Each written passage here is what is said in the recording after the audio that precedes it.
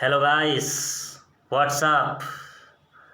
This is Sanjay Sejara, the educator for Maths and English. As we know, competitive exams are approaching near day by day. So, how is the josh? I hope it should be high. Guys, if you want to learn English and Maths from basic to high level, then you can join us on this platform. Here we provide you very relevant and quality content so that you can crack any exam in first attempt with flying colors. If you are just starting your preparation from scratch, then I recommend you to join this platform. But anyway, till now, if you haven't subscribed to my channel, then subscribe it right now, and don't forget to like, share and hitting the bell icon. Ring this bell icon with all icon as we ring the bell in temple. This is also a temple of education and Goddess Saraswati. So hit the bell and get the blessings of Goddess Saraswati. So without any gossiping, let's start the class without getting delayed. तो friends, कैसे हैं सब लोग? I hope सब अच्छे होंगे, सब मज़े में होंगे एंड सब लोग एंजॉय कर पा रहे होंगे। तो दोस्तों, ये जो क्लास है वो इंग्लिश की क्लास होने वाली है। जैसा कि हम लोग पिछली क्लास में रूट वर्ड्स के बारे में पढ़ रहे थे, तो उसी क्लास को जहाँ पे हमने छोड़ा था वहीं से हम लोग इसको रेज्यूम करेंगे। ठीक है, आप लोग स्क्रीन के ऊपर एक एडवर्टाइजमेंट देख पा रहे होंगे कि maths for all competitive exams by Sanjay सेजारा। तो दोस्तों, अगर आप लोग कॉम्पिटिटिव एग्ज़ाम्स की तैयारी करते हैं, चाहे वो बैंक हो, कैट हो या फिर एसएससी हो, एसएससी सीजीएल हो, कोई भी एग्ज़ाम हो, एनी एग्ज़ाम जिसमें कॉम्पिटिटिव एग्ज़ाम्स में मैथ पूछा जाता है, तो आप लोग हमारे प्लेटफॉर्म से जुड़ सकते हैं और आप लोग पर्सनली भी मेरे से कोचिंग ले सकते हैं। ठीक है दोस्तों, तो ये थोड़ी एडवर्टाइजमेंट की बात थी। काफ़ी बिल्कुल बेसिक तरीके से मैं मैथमेटिक्स पढ़ाता हूँ। एक ऐसा स्टूडेंट जिसका मैथमेटिक्स में कोई बैकग्राउंड नहीं है, जिसने क्लास 10th के बाद मैथ छोड़ दी, उसके बाद उसने बीकॉम या फिर बीए के अंदर एडमिशन ले लिया, तो 4-5 साल उसको मैथमेटिक्स छोड़े हुए हो जाता है। और मैथमेटिक्स ऐसा सब्जेक्ट होता है जिसको हम लोग 1 साल भी छोड़ देते हैं तो वो दिमाग से बिल्कुल गायब हो जाता है। तो जो स्टूडेंट पिछले 5-6 साल से मैथमेटिक्स छोड़ चुके हैं, तो जाहिर सी बात है कि उनके अंदर एक तरीके से वो मैथ को लेकर के बिल्कुल होपलेस हो जाते हैं कि हम लोग मैथ सीख पाएंगे या नहीं पाएंगे, क्योंकि अपने को कॉम्पिटिटिव एग्ज़ाम्स देने होते हैं, चाहे वो बैंक का हो, एसएससी का हो या फिर कैट का एग्ज़ामिनेशन हो या फिर वो एग्ज़ाम हो राजस्थान में कोई एग्ज़ाम हो, पटवारी का एग्ज़ाम हो या फिर किसी में भी जिसमें मैथ्स पूछा जाता है, एलडीसी वगैरह, राजस्थान एलडीसी जो भी एग्ज़ामिनेशन हो। तो ऐसे लोग जो बिल्कुल मैथ्स को लेकर के बिल्कुल होपलेस हैं, उनको लगता है कि हम लोग मैथमेटिक्स सीख ही नहीं पाते, सीख ही नहीं सकते, तो दोस्तों बिल्कुल don't get bothered about it. ठीक है, मैथमेटिक्स सिखाने के लिए हम आपको कम्प्लीटली डेडिकेटेड हैं, कम्प्लीटली डेडिकेटेडली आपको मैथमेटिक्स सिखाएंगे। बिल्कुल आपका जो भी बैकग्राउंड हो, जो भी आपका मैथमेटिक्स का फ़िलहाल में लेवल हो, तो आप लोग बिल्कुल उसको ना सोचें और हमारे प्लेटफॉर्म के साथ जुड़ जाएं और बिल्कुल हम आप लोगों को मैथमेटिक्स सिखाने की गारंटी लेते हैं। Mathematics is a very easy subject, but it depends on the teacher. If the teacher is good, you can learn mathematics. If the teacher is not good, then your capacity to learn the mathematics is so low. So then my English is not so much good, but let's start the class. So friends, now I am removing this advertisement. Sorry, I am removing this advertisement. Yes, I have deleted it. तो दोस्तों, class पे चलते हैं। Class को हम लोग क्या करते हैं, स्टार्ट करते हैं। क्लास चल रही थी अपनी रूट वर्ड्स की, जैसा कि आप लोग देख पा रहे होंगे। जो क्लास थी वो अपनी रूट वर्ड्स की क्लास थी और अपने आर्क जो रूट वर्ड है वहाँ तक हमने स्टडी कर ली थी। अब जो नेक्स्ट स्टडी है हम लोग यहाँ से स्टार्ट करते हैं। तो मैं थोड़ा कैमरे को मेरे नज़दीक लेके आऊँगा, पास लेके आऊँगा, और ये जो फ्रेम, वीडियो की फ्रेम आपके सामने है, इस फ्रेम को मैं थोड़ा छोटा करूँगा ताकि अपना जो कंटेंट है और जो अपनी PDF फाइल है वो पूरी तरह से आप लोगों को कम्प्लीटली वो विजिबल हो। इसलिए मैं इस फ्रेम को, वीडियो फ्रेम को छोटा करने वाला हूँ। तो वीडियो फ्रेम को मैं दोस्तों छोटा कर देता हूँ। ये जो अपनी वीडियो फ्रेम है इसको छोटा कर देता हूँ। आई होप इतना काफ़ी है, ठीक है। और इसको डाउन कॉर्नर के अंदर एकदम चिपका देता हूँ। ये डाउन कॉर्नर के अंदर चिपका दिया मैंने। अब मैं कैमरे को क्लोज लेके आऊँगा और फाइल को थोड़ा बड़ा करूँगा ताकि आप लोगों को जो वर्ड्स वगैरह हैं, जो अल्फ़ाबेट वगैरह है, वो आप लोगों को एक बिल्कुल अच्छी तरीके से विजिबल हो। तो चलते हैं, क्लास को स्टार्ट करते हैं friends, without any delaying, without any gossips. Let's start the class, ठीक है। तो फ्रेंड्स, हाउ इज़ द जोश? इफ़ योर जोश is high then comment it, write your जोश level in the comment box, okay. तो चलते हैं, करते हैं स्टार्ट क्लास को। ये मैं क्लास को स्टार्ट करने वाला हूँ। आई थिंक मेरी जो पिक्चर है वीडियो के अंदर वो आपको कम्प्लीटली विजिबल होगी, और वो कम्प्लीटली विजिबल होनी भी चाहिए। कम्प्लीटली विजिबल हो गई। तो दोस्तों, हम लोग करते हैं आज की क्लास को स्टार्ट। तो आप लोग जुड़ जाइए हमारे साथ। ऑलरेडी 6 मिनट और 44 सेकंड का वीडियो हो चुका है। काफ़ी हम लोग डिलेड हो चुके हैं, लेट हो चुके हैं। तो हम लोग क्लास को क्या करते हैं, स्टार्ट करते हैं। तो क्लास को हम लोग करते हैं स्टार्ट। इसको मैं थोड़ा बड़ा करता हूँ इस तरीके से। तो चलो क्लास को स्टार्ट करते हैं। तो सबसे पहले हमने पढ़ लिया था कहाँ तक, आर्क तक। आर्क तक हमने कल की जो क्लास थी अपनी, उस क्लास के अंदर हम लोगों ने कहाँ तक पढ़ लिया था, आर्क तक पढ़ लिया था, ठीक है। आज अपना है वो है AUD और एक है ऑडिट। एक है AUD, क्या है AUD, और एक क्या है ऑडिट। तो AUD ऑड जो होता है या ऑडिट जो होता है उसका मीनिंग होता है हियर। हियर का मतलब होता है सुनना। क्या होता है, सुनना होता है। किसी भी साउंड को सुनना क्या होता है, हियर होता है, इसका मीनिंग होता है। तो इस ऑड या ऑडिट से, ये जो ऑड या ऑडिट है फ्रेंड्स, इससे कई वर्ड्स बन सकते हैं, लेकिन यहाँ पे मैंने 3 ही वर्ड लिए हैं क्योंकि मेरे को और भी रूट वर्ड्स पढ़ाने पड़ते हैं। अगर मैं सारे वर्ड्स ले लूँगा तो फिर वही करते रहेंगे और उसमें से क्वेश्चन पूछा जाए या नहीं पूछा जाए उसकी भी कोई गारंटी नहीं है। तो हम लोग बिल्कुल वो एक सेलेक्टेड वर्ड्स लेते हैं जिनकी एग्ज़ाम्स के अंदर पूछे जाने की जो प्रोबेबिलिटी है वो काफ़ी हाई होती है, ठीक है फ्रेंड्स। तो चलते हैं। तो पहला जो वर्ड है वो है ऑडिबल। ऑडिबल बना है ओड से, AUD किससे बना है, ओड से बना है। और ऑडिबल का जो मतलब होता है उसका मतलब होता है सुनाई देने योग्य। जो चीज़ सुनाई देने योग्य होती है, जिसको हम सुन सकते हैं, वो क्या होता है, ऑडिबल होता है। इसका अंग्रेजी में बोलें तो able to be heard. Able to be heard का मतलब होता है सुनने लायक। उसको हम लोग क्या बोलते हैं, ऑडिबल बोलते हैं। जो सुनने लायक होता है उसको ऑडिबल बोलते हैं। सर्वे इसको हम लोग बोलते हैं। इसके कई साइनोनिम्स हैं। परसेप्टिबल साइनोनिम्स है, डिसनिबल साइनोनिम्स है, डिटेक्टेबल है, हियरेबल है, एबल टू बी हर्ड है, रिकॉग्नाइजेबल है, अप्रिशिएबल है, क्लियर है, डिस्टिंक्ट है, लाउड है, केयरिंग है, वगैरह वगैरह काफ़ी इसके साइनोनिम्स हैं। अगला जो वर्ड है, अगला वर्ड हम लोग पढ़ते हैं, चलते हैं। अगला वर्ड है ऑडिटोरियम। ऑडिटोरियम का तो नाम आप लोगों ने सुना होगा, ठीक है, जिसमें मीटिंग्स वगैरह होती हैं, बड़े बड़े शोज़ वगैरह होते हैं, मीटिंग्स वगैरह होती हैं, तो उसको ऑडिटोरियम बोलते हैं। और जो ऑडिटोरियम की जो डेफिनेशन होती है उस पर हम लोग बात करते हैं। ऑडिटोरियम का मतलब होता है सभा मंडप। क्या होता है, सभा मंडप, जिसमें सभा की जाती है, मीटिंग्स वगैरह की जाती है। ये एक हॉल भी इसको बोल सकते हैं और इसको थिएटर भी बोल सकते हैं।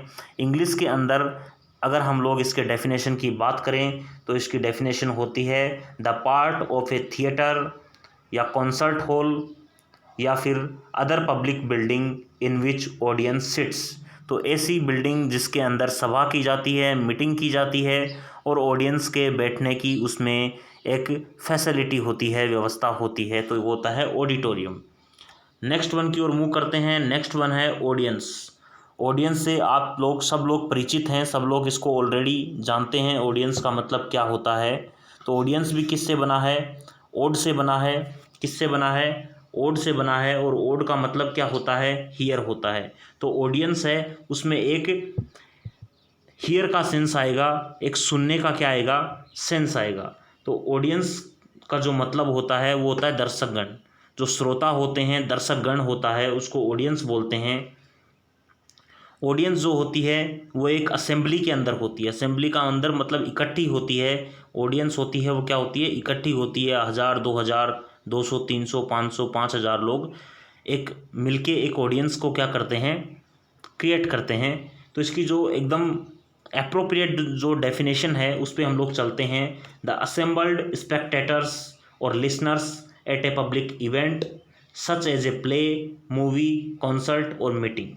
तो किसी मीटिंग में, किसी कॉन्सर्ट में, किसी मूवी में या फिर किसी प्ले में कोई नाटक वगैरह चल रहा होता है, तो ऐसे में जो स्पेक्टेटर्स होते हैं, दर्शक होते हैं या लिसनर्स होते हैं, श्रोतागण जो होते हैं, उनका जो असेंबल्ड होता है, असेंबल्ड जो फॉर्म होती है, असेंबल्ड रूप में जो होते हैं, असेंबली में होते हैं, तो उसको क्या बोलते हैं? ऑडियंस बोलते हैं। I hope you got it friends. Next one की ओर हम लोग क्या करते हैं? मूव करते हैं। तो नेक्स्ट वन अपना क्या होगा उसकी तरफ हम लोग क्या करते हैं? मूव करते हैं। चलो नेक्स्ट वन की ओर हम लोग मूव करते हैं।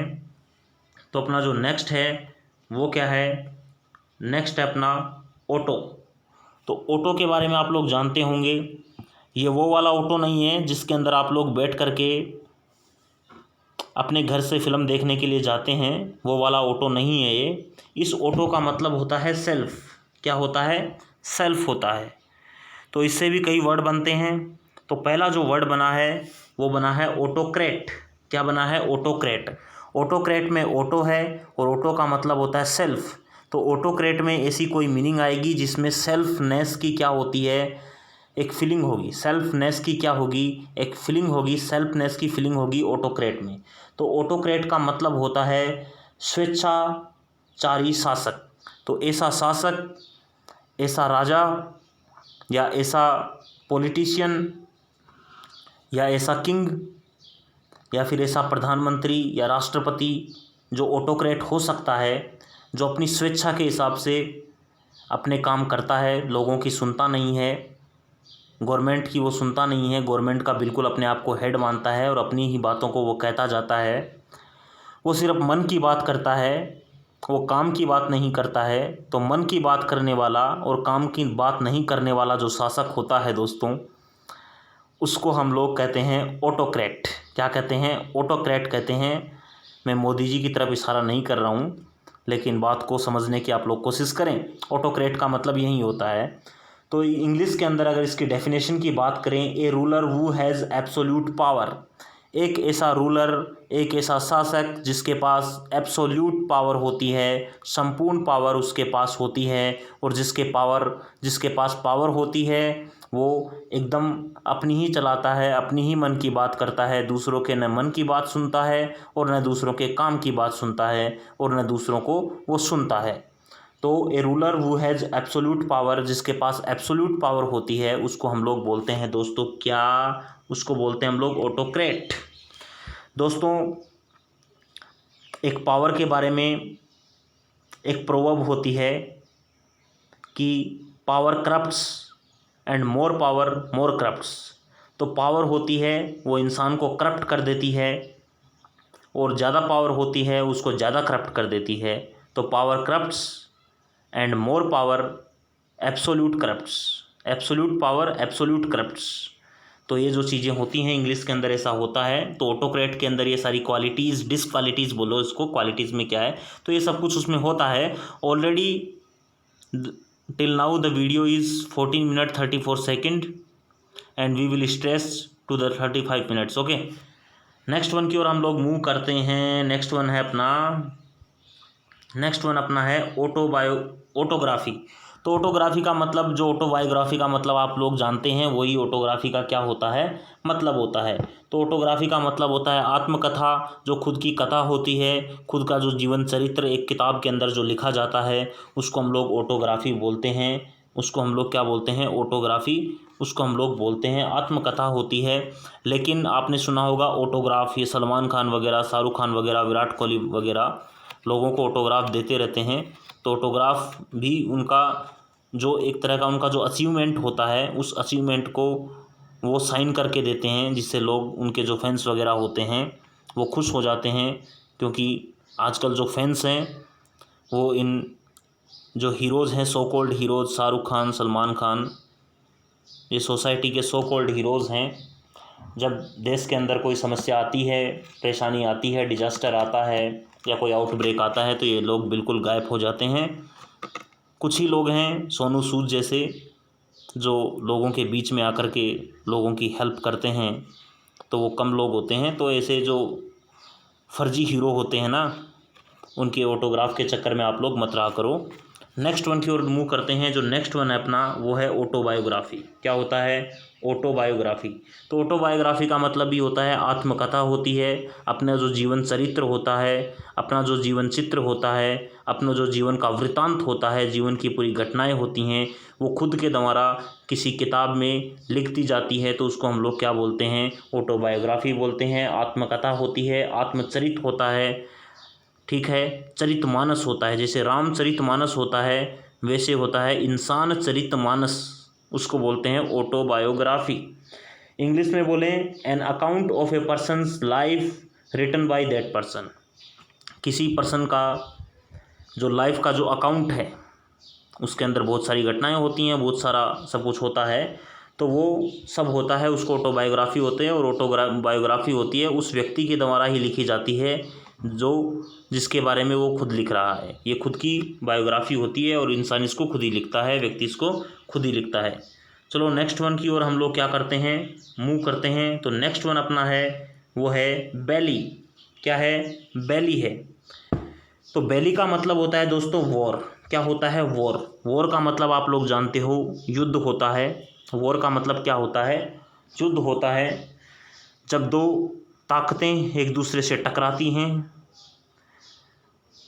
तो इस ब्रह्मांड के अंदर एक झंझनाहट पैदा होती है। उस झंझनाहट को हम लोग कहते हैं वॉर, युद्ध, ठीक है।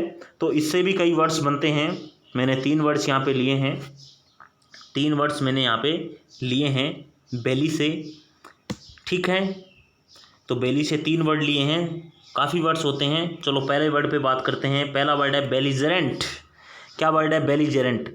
तो बेलिजरेंट में आया है बैली। बैली का मतलब होता है वार। जेरेंट, जेरेंट बन रहा है जेनरेट से। जेरेंट किससे बनता है, जेनरेट से बनता है। जेनरेट का मतलब होता है उत्पन्न करने वाला। तो जो युद्ध उत्पन्न करने वाला होता है उसको बोलते हैं बेलिजरेंट। क्या बोलते हैं, बेलिजरेंट। तो बेलिजरेंट का जो करेक्ट मीनिंग होता है, जो एप्रोप्रिएट मीनिंग होता है, वो होता है बेलिजरेंट का युद्ध में लगा हुआ। युद्ध में लगा हुआ, युद्ध में संलग्न, युद्ध में संलग्न। जो युद्ध में लगे होते हैं, युद्ध चल रहा होता है, जैसे इंडिया और चाइना के बीच में थोड़ा सा फेस ऑफ चल रहा होता है, वॉर चल रहा होता है। तो उस टाइम पे जब वॉर चल रहा होता है, तब हम लोग कहेंगे कि India and China are belligerent. क्या है, आर बेलिजरेंट। तो China is a belligerent country. China belligerent country है क्योंकि वो इंडिया के साथ युद्ध में लगी रहती है। युद्ध छोटे मोटे होते हैं, फेस ऑफ होती हैं, मुठभेड़ वगैरह होती हैं, एनकाउंटर्स वगैरह होते हैं, वो भी सीमा के इधर उधर होते हैं, ज़्यादा बड़े युद्ध नहीं होते हैं। अगला जो हम लोग पढ़ते हैं, नेक्स्ट वन जो पढ़ते हैं, वो पढ़ते हैं दोस्तों रेबेलियस। रेबेलियस पढ़ते हैं। तो रेबेलियस में भी रेबेलियस, इसमें भी क्या आया है, बैली आया है। बैली का मतलब होता है वार। वार, इसका मतलब क्या होता है, युद्ध होता है। तो रेबेलियस एक विद्रोह का अर्थ देता है। किसका अर्थ देता है, विद्रोह का अर्थ देता है। एक बागी होने का अर्थ ये रेबेलियस देता है। एक होता है रेबल, आपने सुना होगा, होता है रेबल, REBEL। क्या होता है, रेबल। रेबल का मतलब होता है विद्रोही, बागी, जो अपने संगठन से, जो अपने परिवार से मान लो, अपने किसी संगठन से मान लो, किसी पार्टी से मान लो, या किसी ऑर्गेनाइजेशन से मान लो बगावत कर देता है, बागी हो जाता है, एकदम खुल करके उस ऑर्गेनाइजेशन के बारे में बोलता रहता है कि हाँ यहाँ पे ऐसा होता है, यहाँ पे इतना गलत होता है, इतना बुरा होता है, बिल्कुल बागी तेवर वो अपना लेता है। तो कई राजनेता वगैरह बागी हो जाते हैं, कई लोग बागी हो जाते हैं। तो बागी होना कोई बुरी बात नहीं है, ठीक है फ्रेंड्स, बागी होना कोई बुरी बात नहीं है। समय समय के हिसाब से इंसान को बागी होना पड़ता है, सबका समय आता है और सब लोग बागी हो जाते हैं। नेता वगैरह ज़्यादा बागी हो जाते हैं तो हम लोग उनकी बात नहीं करेंगे। तो रेबेलियस होता है, उसका मतलब होता है, एडजेक्टिव होता है, इसका मतलब होता है राजद्रोही। रेबेलियस को रेबल भी बोलते हैं, इंसर्जेंट भी बोलते हैं, इंसरेक्शनल भी बोलते हैं, इंसरेक्शनरी भी बोलते हैं, डिसलॉयल भी बोलते हैं। कई इसके साइनोनिम्स हैं। इसका जो मीनिंग होता है इंग्लिश के अंदर वो होता है showing a desire to resist authority, control और कन्वेंशन। तो किसी कन्वेंशन को, किसी कंट्रोल को, किसी अथॉरिटी को रेसिस्ट करने की जो डिज़ायर रखता है, जिसमें डिज़ायर होती है, उसको हम लोग क्या बोलते हैं? जो किसी अथॉरिटी को या संगठन को एक तरीके से विद्रोह कर देता है उसको हम लोग रेबेलियस बोलते हैं। ज़्यादा सोचने वाली बात नहीं है, ठीक है। तो मैं तो चीज़ों को काफ़ी इधर उधर ले जाता हूँ, ये मेरी काफ़ी एक तरह से कमज़ोरी बन गई है, ठीक है। नेक्स्ट वन की ओर हम लोग मूव करते हैं। जो नेक्स्ट वन की ओर है वो अपना बेलिकोज। तो बेलिकोज का मतलब क्या होता है? बेली के अंदर भी वार आया है, और जब वार आता है, युद्ध आता है, तो एक झगड़े की ही बात होती है। तो बेलिकोज का मतलब होता है लड़ाकू।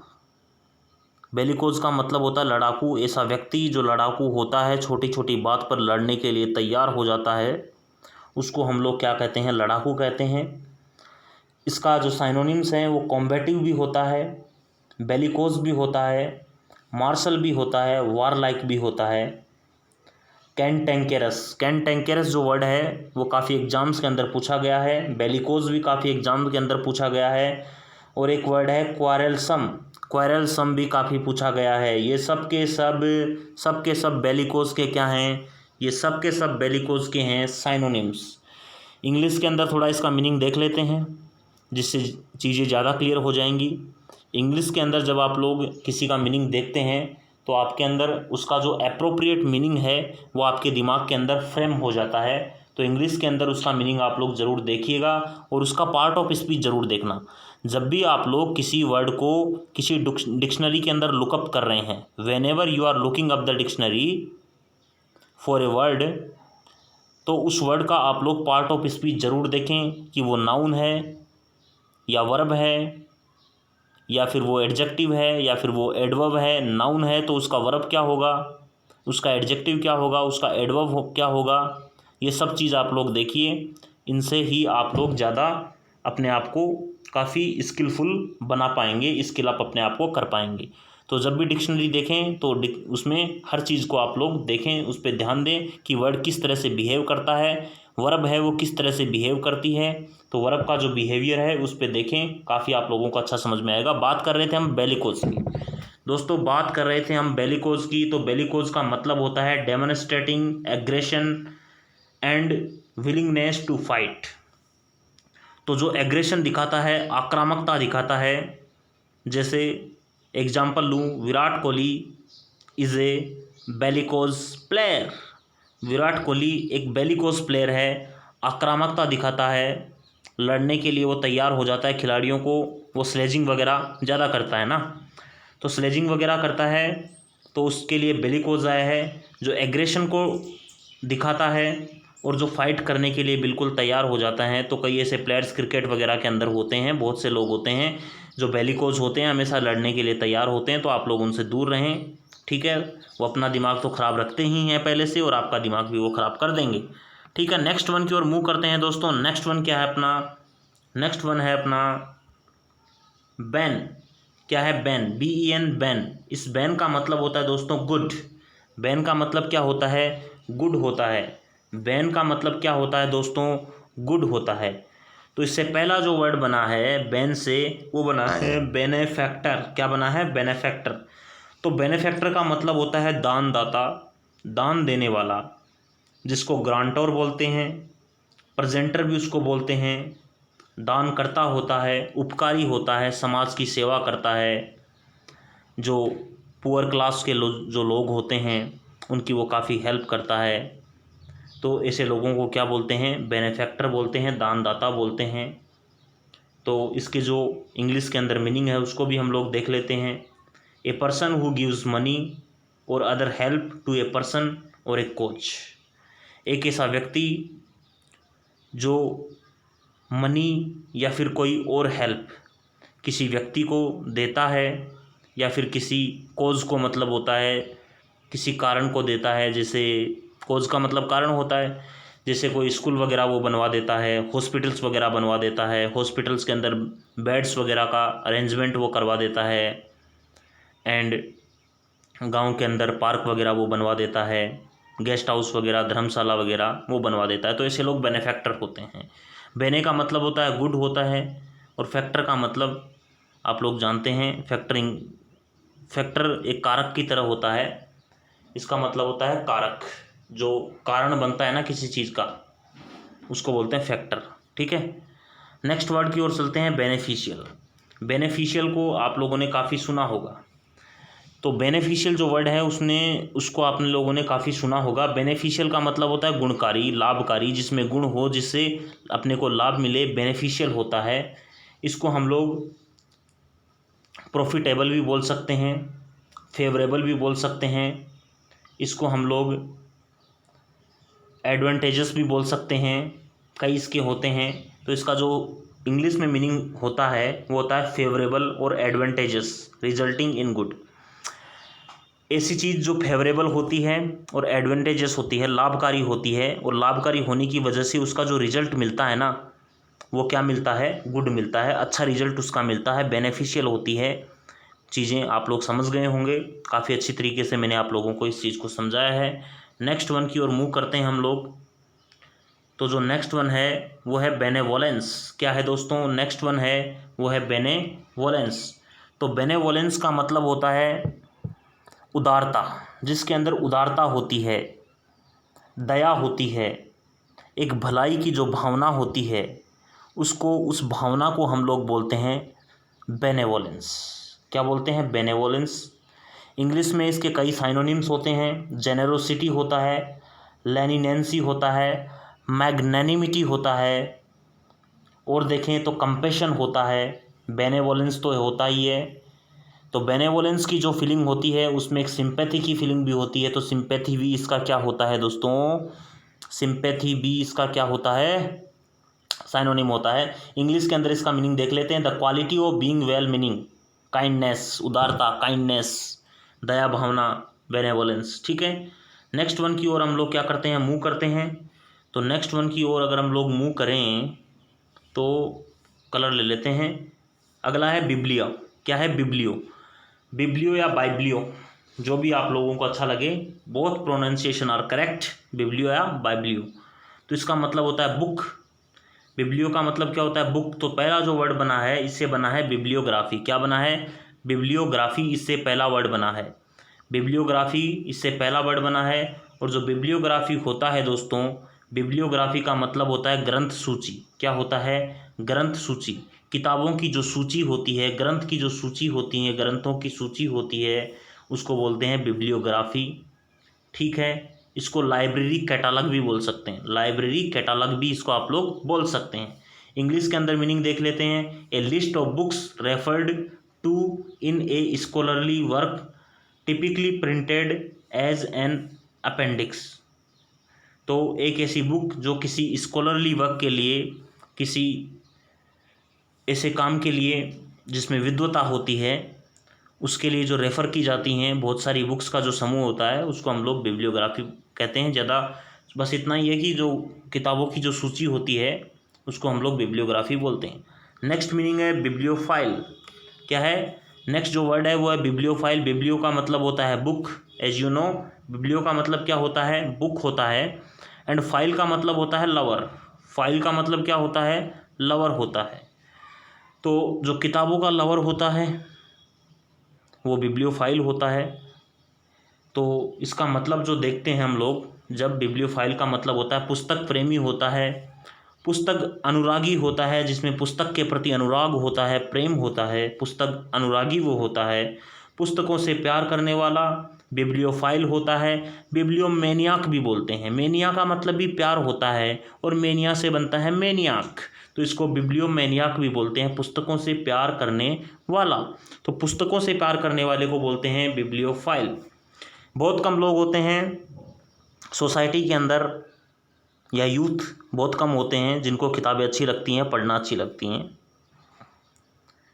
एक ज़माना था उसमें लोग हैं वो पुस्तकों को काफ़ी पढ़ते थे, और कुछ लोग उस टाइम पर भी ऐसे थे जो किताबों को नहीं पढ़ते थे, लेकिन कुछ स्पेशल किताबें उनके लिए ऐसी आती थी जो वो उनको पढ़ते थे, और एक बार उनको जब स्टार्ट करते थे तो उनको कंप्लीट करके ही छोड़ते थे उस बुक को। ऐसी बुक कई मार्केट के अंदर आती थी, चोरी छुपे वो बिकती थी, और जब वो बुक पढ़ते थे वो काफ़ी ऑर्गेज़मिक फ़ील करते थे, काफ़ी ऑर्गेज़मिक वो लोग फील करते थे। आप लोग मेरे इंडिकेशन को समझ पा रहे होंगे क्या मैं कहना चाहता हूँ, ठीक है। चलो ऐसी छोटी मोटी मजाक तो चलती रहती हैं, ठीक है ना।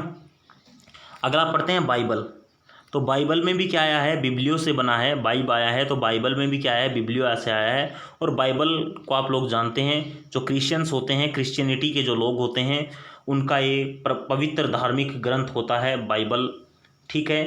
होली बुक होती है, क्रिश्चियंस की जो होली बुक होती है वो बाइबल होती है, तो इसको क्रिश्चियन स्क्रिप्चर्स हम लोग इसको बोलते हैं। इसमें दो चीज़ों से बनी होती है बाइबल को, बेसिकली दो पार्ट में, एक बार मैं आप लोगों को बताऊं, ये है बाइबल होती है, उसको दो पार्ट में डिवाइड किया गया है। एक तो होता है उसमें न्यू टेस्टामेंट और एक होता है ओल्ड टेस्टामेंट। इसमें से एक जो बुक है बाइबल की, न्यू टेस्टामेंट, इसका जो भाग है, पहला भाग न्यू टेस्टामेंट, उसके बारे में मैंने पढ़ा है, जिसमें जो ईसाई धर्म के, क्रिश्चियनिटी के जो लॉर्ड हैं, भगवान यीशु जिनको बोलते हैं, ईसा मसीह जिनको बोलते हैं, ईसा मसीह होते हैं, उनके जो जीवन के बारे में है, उनका जन्म कैसे हुआ, उनकी हजारों पीढ़ियों के बारे में, उसके बारे में वर्णन है, वो बुक्स मैंने पढ़ रखी है। तो बाइबल को बेसिकली दो पार्ट होते हैं, एक न्यू टेस्टामेंट, एक ओल्ड टेस्टामेंट। चूँकि हम लोग जीके की क्लासेस तो कर नहीं रहे हैं, तो दोस्तों हम लोग कर रहे हैं इंग्लिश की क्लासेस। तो बाइबल का मतलब होता है होली बुक होती है क्रिश्चियनिटी की। ज़्यादा आप लोगों को दिमाग लगाने की इसमें ज़रूरत नहीं है, ज़्यादा दिमाग लगाने की इसमें ज़रूरत नहीं है। अगला हम लोग नेक्स्ट फटाफट करते हैं, चलो बायो। तो बायो का मतलब होता है दोस्तों लाइफ। बायो का मतलब क्या होता है, लाइफ होता है। क्या होता है, लाइफ होता है।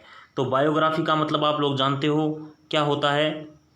बायोग्राफी का मतलब आप लोग जानते हो, जीवनी होती है किसी व्यक्ति की, किसी व्यक्ति का जीवन चरित्र होता है, उसका जीवन वृत्तांत उस पुस्तक के अंदर लिखा जाता है, जो किसी दूसरे व्यक्ति के द्वारा लिखा जाता है। बायोलॉजी आप लोग सब लोग जानते हो, ठीक है। बायोलॉजी आप लोग जानते हो, और बहुत से स्टूडेंट हैं जिन लोगों को बायोलॉजी में इंटरेस्ट नहीं है, फिर भी वो 11th क्लास के अंदर बायोलॉजी लेते हैं, क्योंकि बायोलॉजी के अंदर गर्ल्स वगैरह ज़्यादा होती हैं, ठीक है, और काफ़ी अच्छी भी होती हैं, काफ़ी ब्यूटीफुल वो होती हैं, चश्मा वश्मा ग्लास वगैरह अच्छी तरीके से लगा के एकदम काफ़ी आती हैं। तो काफ़ी लोग बायोलॉजी इस चक्कर में ले लेते हैं, फिर वो जैसे क्लास 12th होती है, फिर उसके बाद वो बीए में एडमिशन भी ले लेते हैं। बायो उनकी समझ में आती नहीं है, एक दो बार वो गुड़ जाते हैं ना, फेल हो जाते हैं, जिसको गुड़ ना बोलते हैं, हमारी जो लोकल लैंग्वेज है गांव की। हो गया। नेक्स्ट वन है बायोस्फीयर। तो बायोस्फीयर के बारे में आप लोग जानते होंगे। बायो का मतलब लाइफ होता है, स्फीयर का मतलब एक वातावरण होता है।